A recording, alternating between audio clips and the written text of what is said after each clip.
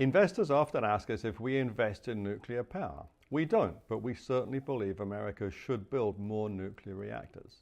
SMRs are small modular reactors. They're an effort to lower the cost of construction because nuclear is notorious for being late and over budget. The Vogtle plant in Georgia was finally completed in 2023. It was 7 years late and $17 billion over budget. Nuclear gets a bad rap because whenever a facility has a problem, people imagine it will result in a nuclear explosion. The Chernobyl show on HBO was gripping to watch, but didn't do anything to promote nuclear power. And yet nuclear has the best safety record of the lot when it comes to fatalities per unit of energy produced. Following the Fukushima disaster in 2011, Japan shut down its nuclear program. Other countries followed suit, including Taiwan, which imports 97% of its energy.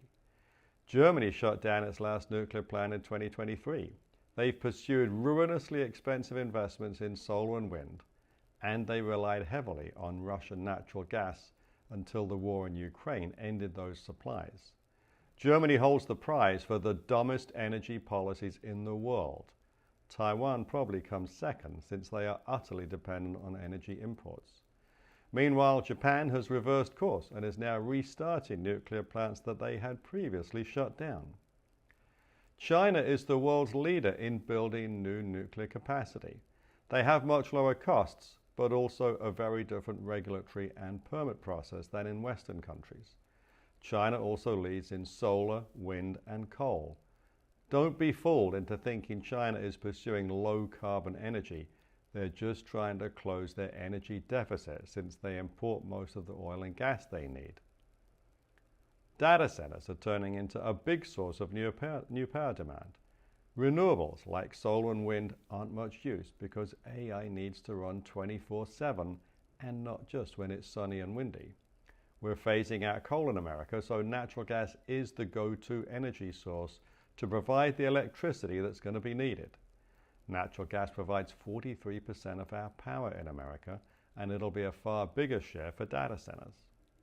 There have been several agreements to restart nuclear power plants.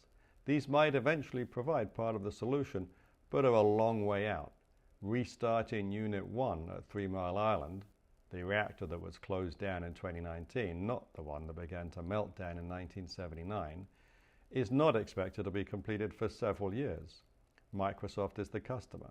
They're currently building around one new data center every 3 days somewhere on the planet. Microsoft founder Bill Gates is investing in small modular reactors, which he believes could one day be an important source of clean energy. Google has signed with startup Kairos to develop SMRs with delivery expected sometime after 2030. The province of Ontario is building an SMR, and although they have some innovative ways to simplify the design and require fewer technicians to run it, many observers think it will not solve the problem in Western countries of high cost. The US Navy operates 99 nuclear reactors on aircraft carriers, submarines, and other vessels. For all the public fear of nuclear, the US Navy has never reported a problem. They seem to be pretty good at it. For now, a renaissance in civilian nuclear power seems to be a long way off. Perhaps we should just let the US Navy run our domestic nuclear program too. If you're interested in learning more about the energy sector and interest rates, then don't forget to subscribe and follow us on LinkedIn and Twitter. Our handles are in the description box below. To find out more about what we're thinking, you can sign up for our twice-weekly blog at sl-advisors.com. If you have any questions you'd like answered in this video, then please leave them down below. I'm Simon Lack. Thank you for watching this video.